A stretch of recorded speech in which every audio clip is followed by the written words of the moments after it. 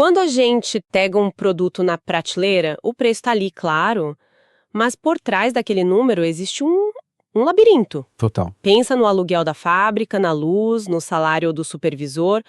Como raios o custo de um mês inteiro de tudo isso vai parar na conta de um único parafuso? Ou de uma cadeira. É uma pergunta excelente. Essa é a nossa missão hoje. A gente recebeu um material técnico bem denso sobre contabilidade de custos e, bom, vamos mergulhar nisso. Vamos lá. A ideia é agir como se a gente fosse consultor entrando numa fábrica pela primeira vez. Nosso trabalho é olhar para essa montanha de contas e descobrir como organizar o caos. Para entender de verdade quanto custa cada coisa que sai pela porta. Exato. Vamos desvendar os truques, as regras, de custos diretos e indiretos até uma técnica chamada departamentalização. E essa missão é crucial, porque uma empresa que não sabe seu custo real, ela está navegando às cegas. Não é só para contabilidade, então. De jeito nenhum. É a ferramenta que define se o preço de venda dá lucro, que aponta onde está o desperdício. E se vale a pena lançar um produto novo, por exemplo? Exatamente. É o painel de controle do negócio. Ok, então entramos na nossa fábrica imaginária. A primeira coisa que a gente vê são dois tipos de gastos bem diferentes. O material chama de custos diretos e indiretos. A primeira grande divisão. A madeira de uma cadeira parece bem óbvia, é um custo direto. O salário do marceneiro que montou aquela cadeira específica também. É fácil de apontar o dedo e dizer, esse gasto foi para esse produto. Exato, esses são fáceis. O problema, o verdadeiro quebra-cabeça, está no que sobra. Nos custos indiretos de fabricação, o tal do CIF. Perfeito. É a conta de luz da fábrica inteira, a depreciação da serra circular que corta a madeira para centenas de produtos, O salário do gerente da produção. o óleo na manutenção das máquinas. Tudo isso é essencial, mas como você divide o salário do gerente entre a cadeira A e a cadeira B? Essa é a pergunta de $1 milhão. Fica parecendo que a resposta vai ser um chute, né? E poderia ser se não houvesse um método. Os materiais mostram que a solução é criar um critério de rateio. Um critério de rateio? A empresa precisa escolher uma base que faça sentido para distribuir esses custos. Por exemplo, se fazer cadeiras usa muito mais tempo de máquina do que fazer mesas... Talvez o rateio da energia deva seguir essa proporção de horas-máquina. Exatamente. Outras empresas usam as horas de mão de obra ou até o custo do material direto como base. Mas isso não abre a porta para muita briga interna? Fico imaginando o gerente do departamento de mesas reclamando que o critério prejudica ele. Acontece o tempo todo. Por isso, a escolha do critério é uma decisão estratégica. Não existe um critério perfeito, mas ele precisa ser lógico e, acima de tudo, consistente. Entendi. O caos não vem de um critério imperfeito, mas da falta de um critério. E o material traz uma curiosidade que eu achei genial. Se a nossa fábrica imaginária produzisse uma única coisa... Um único modelo de cadeira, por exemplo? Isso, só um modelo de cadeira e mais nada. O problema todo desaparece. O aluguel, a luz, o gerente, tudo seria custo direto daquela cadeira. Não precisa ratear nada. Seria o sonho de todo contador. Mas na prática, que fábrica hoje em dia faz uma coisa só, né? A realidade é bem mais complexa. Pois é. E tem o oposto também que o material aponta. Às vezes, um custo que é tecnicamente direto, como, sei lá, um prego específico, é tão barato que o trabalho de rastrear cada um deles... Custa mais caro que o próprio item. Exato. Nesses casos, por pura conveniência, a empresa joga esses itens no mesmo bolo dos custos indiretos e rateia tudo junto. É a chamada relação custo-benefício do controle. É uma linha tênua. A conveniência é boa, mas se muitos custos começam a cair nesse bolo genérico, a empresa começa a perder a visão, sabe, de onde o dinheiro realmente está indo. Certo, então já separamos os custos em diretos e indiretos. Mas, na prática, como é que esses custos tão diferentes conversam entre si na contabilidade? Eles não ficam em planilhas separadas para sempre, né? De jeito nenhum. Eles se juntam para contar uma história. Os materiais mostram como eles são agrupados em blocos. O primeiro bloco é o mais básico, o custo primário, o mais elementar e rastreável. E o segundo bloco é o custo de transformação. Pelo nome, imagino que seja o custo de, transformar a matéria-prima em algo? Precisamente. Ele é a soma da mão de obra direta com os custos indiretos de fabricação. Ah. É basicamente todo o esforço da fábrica para criar o produto, tirando o material em si. Peraí, por que a mão de obra direta aparece nos dois? tanto no primário quanto no de transformação. Qual a utilidade de olhar para esses números separados? Ótima pergunta. Eles contam histórias diferentes para o gestor. O custo primário diz o quanto se gasta nos componentes mais básicos e visíveis. A matéria-prima. Isso. Já o custo de transformação te mostra a eficiência da sua fábrica. Se esse custo sobe muito, talvez suas máquinas estejam gastando mais energia ou sua equipe de apoio esteja inchada.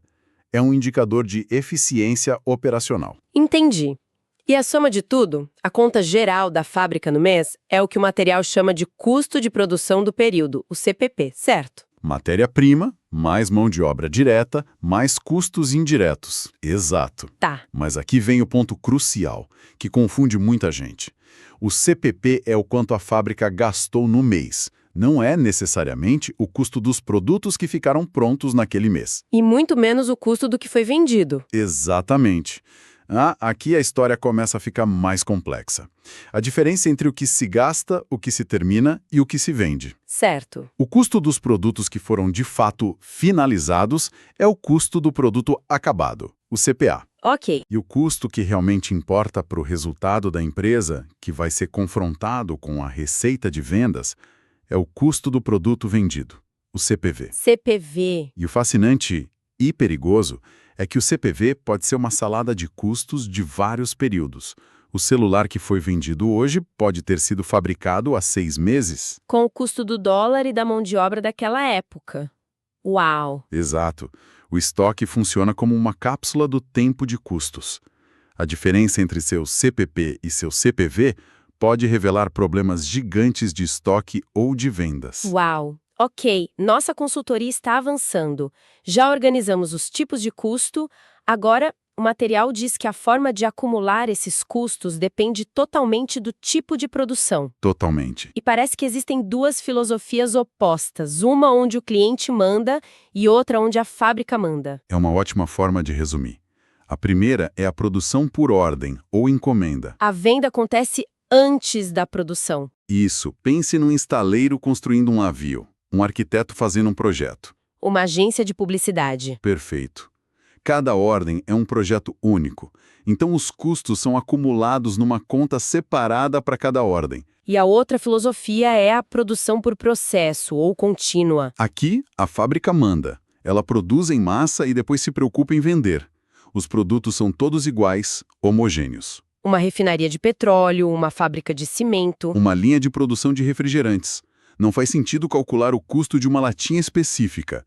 A empresa soma todos os custos de um período e divide pelo oceano de latinhas que produziu. Para achar um custo médio. Exato. E o mais interessante, como os materiais bem apontam, é que na vida real as empresas misturam tudo. Não é um ou outro. Raramente. O exemplo da fábrica de fechaduras é perfeito. Ela pode produzir os pinos e molas internas em massa, de forma contínua. Usando o sistema por processo. Isso. Mas a montagem final pode ser feita em lotes, por ordem, de acordo com o pedido de um cliente que quer 500 fechaduras com um acabamento específico. O sistema de custos tem que ser flexível. Faz todo sentido. Mas essa lógica da produção contínua me deixou com uma pulga atrás da orelha. No final do mês, quando a gente vai fechar as contas, sempre tem um monte de produto no meio do caminho, né? Sempre. Nem matéria-prima, nem produto pronto. Como a gente calcula o custo disso? Joga fora? Ignora? Essa é a deixa para uma das ideias mais inteligentes da contabilidade de custos. O conceito de equivalente de produção. Equivalente de produção? É uma solução matemática para esse problema do quase pronto. A ideia é converter essas unidades inacabadas em um número equivalente de unidades acabadas. Para que a conta do custo unitário fique justa. Exatamente. Ok, vamos com calma aqui para todo mundo acompanhar a matemática. A gente tem um bolo total de custos. A pergunta é, por quantas unidades justas a gente divide esse bolo? Isso. Não é pelas que começaram, nem só pelas que terminaram, é por um número mágico no meio, certo? Exatamente. Vamos pegar o exemplo numérico do material? Com calma. Digamos que os custos totais da nossa fábrica no mês foram de, sei lá, R$2.400.000. Certo, esse é o tamanho do nosso bolo. Iniciamos a produção de 20 mil unidades. Desse total, 15.000 foram 100% concluídas, estão prontas no estoque. Ok. As outras 5.000 unidades ficaram pela metade do caminho, digamos, com 20% do processo de fabricação concluído. Ok, então temos 15.000 unidades prontas e 5.000 quase prontas. Não podemos simplesmente somar e dizer que temos 20.000 unidades, porque não seria justo. Nem podemos dizer que temos só 15.000, porque estaríamos ignorando todo o custo que já foi gasto nessas outras 5.000. Certo. Perfeito. É aí que entra o equivalente. A gente pega essas 5.000 unidades que estão 20% prontas e calcula o seu equivalente em unidades acabadas. A conta é 5.000 vezes 20%. Isso, o que dá 1.000 unidades equivalentes. Em termos de custo, é como se tivéssemos produzido 1.000 unidades completas. Ah, agora a luz acendeu. Então, para achar um número justo de unidades para dividir o bolo de custos, a gente soma as que ficaram prontas de verdade, as 15.000, Certo. com essas unidades equivalentes, as 1.000, o que dá 16.000 unidades equivalentes de produção. Exato. Agora a conta final fica simples e justa. Pegamos o custo total de 2.400.000 e dividimos por essas 16.000 unidades equivalentes. E o resultado é um custo unitário de R$ 150. Isso. Se tivéssemos dividido só pelas 15.000 prontas, o custo daria 160. Estaríamos inflando o custo do produto acabado e, bom, penalizando ele com o custo de um trabalho que ainda está em andamento. É uma solução bem elegante. E essa busca por mais precisão nos leva ao último grande conceito do material. Seu rateio dos custos indiretos é o nosso maior vilão. Sim. A departamentalização parece ser o super-herói que vem para colocar ordem na casa. É uma boa analogia. A ideia é parar de olhar para a fábrica como uma grande caixa preta e dividi-la em unidades menores, os departamentos. Ou centros de custo. Isso. Pensa assim, se a conta de luz da sua casa viesse sem discriminação nenhuma, só o valor total, seria impossível saber se foi o videogame ligado a noite toda ou se o chuveiro elétrico é o verdadeiro culpado. O corte, a montagem, a pintura, o produto passa fisicamente por eles. Tá. Já os departamentos de serviços ou de apoio dão suporte para a produção acontecer. Eles não tocam no produto, mas sem eles, a fábrica para. A manutenção, o almoxarifado, o controle de qualidade. Exato. Ok, então a gente divide a fábrica nessas caixinhas.